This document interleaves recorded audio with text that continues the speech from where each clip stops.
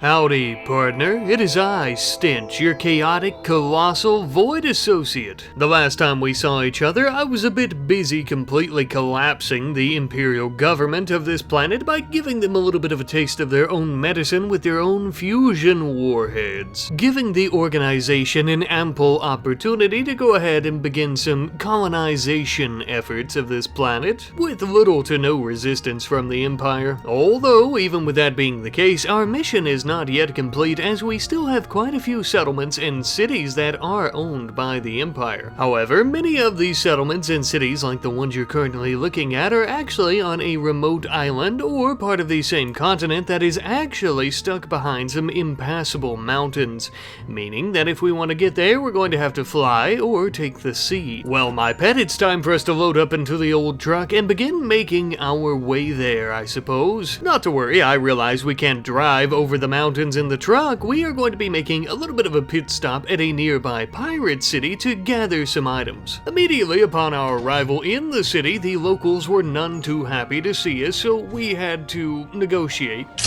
Now then, where were we? Ah yes, stripping this city of its resources and items. But alas, for whatever reason, the townsfolk didn't want to part with any of their goods or resources like the fools that they were, so we would have to begin cutting them down, as you could imagine. Oh, you poor dumb creatures, you still have no idea that the organization owns this planet once and for all, and thus they own you and your resources. As I was slaughtering many of the waster pirates, our pet would end up getting hit by a Molotov cocktail, lighting him on fire. His pathetic, squishy body was about to be charred to ashes until I rushed in and started punching him to knock out the flames.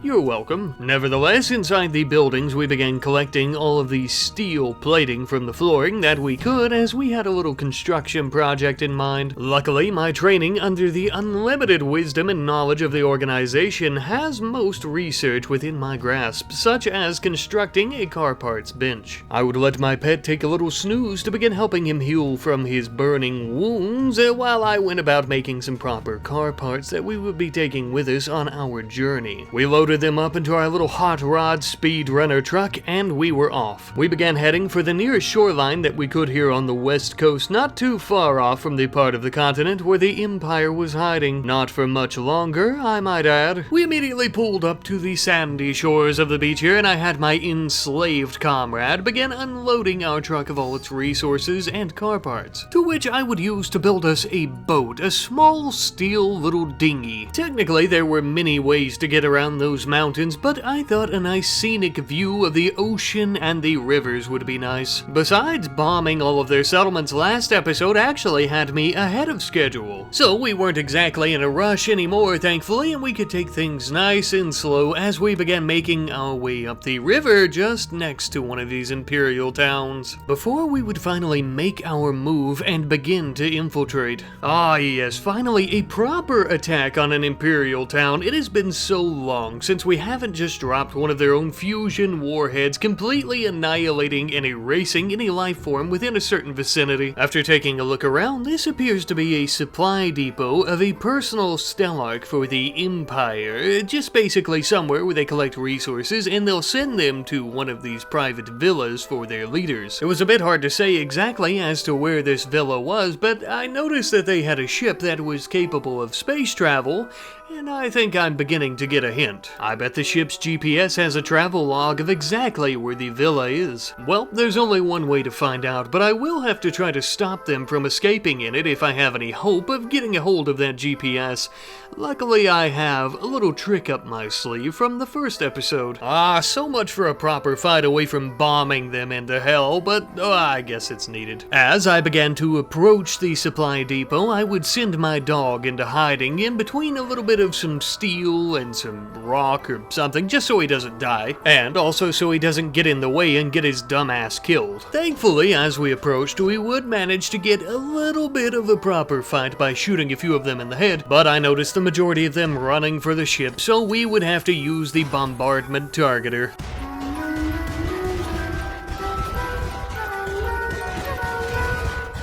Well, there went our chance of having some real fun, but I suppose I could at the very least hunt down a few of them who were attempting to escape, as well as a couple of them who were foolish enough to try to stay and use the mortars. I suppose a tiny bit of excitement was better than none at all. Still pretty boring though. With that, we would do the standard procedure of going building to building, looking to see if there were any leftover soldiers or civilians or anything useful, of course, which we found nothing. Of course though, we did find the ship, and it looks like the keys are still in this bad boy.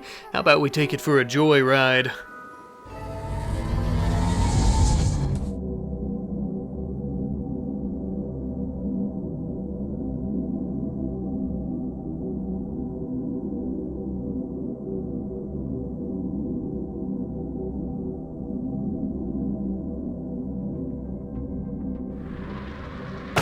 Bit of a crash landing, but it would seem that the coordinates in the GPS took us exactly where we wanted to go. I had rushed in so fast that the soldiers hadn't even noticed me, which was very funny because I killed one of them on my way in and destroyed the door. You know, I began to think though, with all of those soldiers in that room like that, if I could somehow puncture their spacesuits, I bet that I could probably kill them all with asphyxiation and decompression. Well, would you look at that? Quite a coincidence, eh?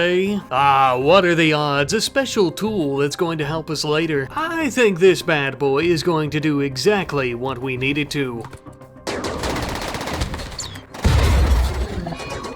Ripping a massive hole in the villa as well as their cataphract armor, exposing them all to the void of the moon. I must say, of all the ways that I have learned to kill Imperials, this might be one of my top 5. No, top 3. And as you can see, they're all, well, dead. As we continued our travels throughout their little moon base, we eventually came upon what appeared to be some type of rudimentary spacesuit. My guess is this was an emergency suit for the Stellark who we just killed.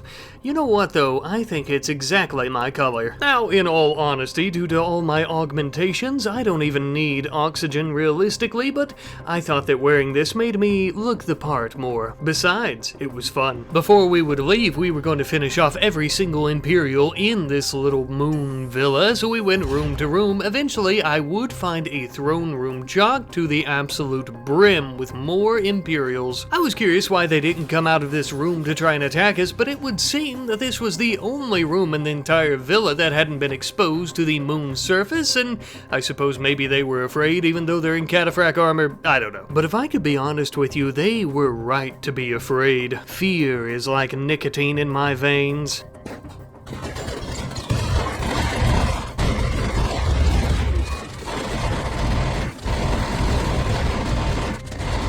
Well, we took quite the pounding there, but it seems that we're going to have the last laugh as they all lay around and die from asphyxiation. Well, so much for our pretty little spacesuit, I suppose. I preferred my other suit anyway. Now to pick some of these bullets out of my skin. I did notice though, next to the charred and burning bodies of all the dying soldiers, there sure are a lot of weapons. I'd really hate for the Imperial forces to come back to their moon base and get those. So just as any other responsible associate, I would leave them a little parting gift next to these spreading flames. And just like that, my pet, we're off on to our next adventure.